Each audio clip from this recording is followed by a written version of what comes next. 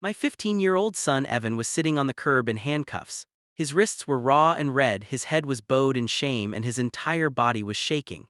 Standing over him were two grown men in black tactical vests labeled HOA Enforcement. They weren't real police, they were neighborhood bullies with a title, treating my child like a criminal. One guard gripped Evan's arm as if he expected a terrified teenager to bolt. The other stood behind him, chest puffed out, hand resting near his belt, looking for any excuse to escalate.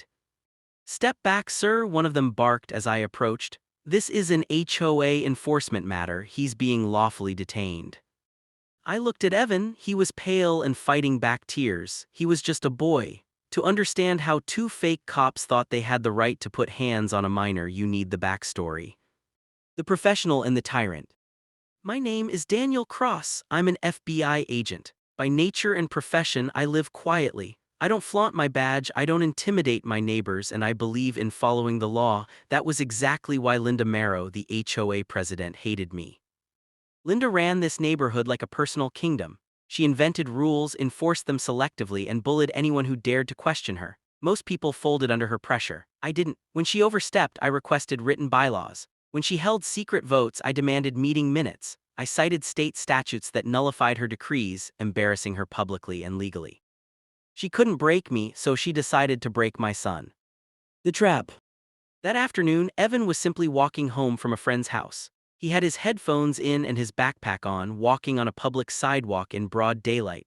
Linda saw him pass the clubhouse and saw her opportunity. She claimed he was loitering, accused him of surveillance of HOA property, and even cited a youth curfew that didn't exist. When Evan, knowing his rights, refused to give his name to a civilian, she called in her private security. These were men with no badges, no training, and massive egos. They intercepted him, refused to let him leave, and slapped handcuffs on him without calling the police or his parents. The confrontation. When I arrived, the neighbors were already across the street filming. "He'll stay detained until further notice," the lead guard announced loudly for the cameras. HOA policy. A cold, calculated anger settled in my chest. I stepped closer. "That's my son," I said, my voice dangerously even. "Take those cuffs off him right now." The guard smirked. "Sir, this doesn't concern you." That was the moment I realized this was no longer a misunderstanding. It was a felony. I didn't yell, I focused on Evan. "Look at me, son, you're okay, you did nothing wrong." The guard tightened his grip on Evan's arm. "Step back, you're interfering with a lawful enforcement action." "Under what statute are you detaining a minor?" I asked.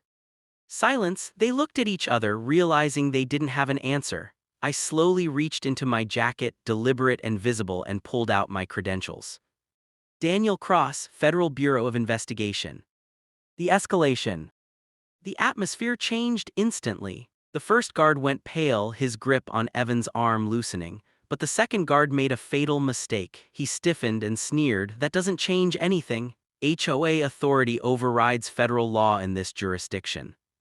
It wasn't confusion, it was defiance. "Take the cuffs off," I ordered one last time. "No," he said flatly. Then he shoved Evan. He pushed my son forward hard, trying to use him as a shield to create distance. That was the line. I moved. I drove forward, striking the second guard square in the chest and sending him stumbling. When he tried to grab my shoulder, I wrapped his arm, stepped through the pivot, and slammed him onto the pavement. The wind left his lungs in a sharp gasp. The first guard lunged at me in a panic. I met him head-on, forearm to the throat, knee to the thigh. He buckled.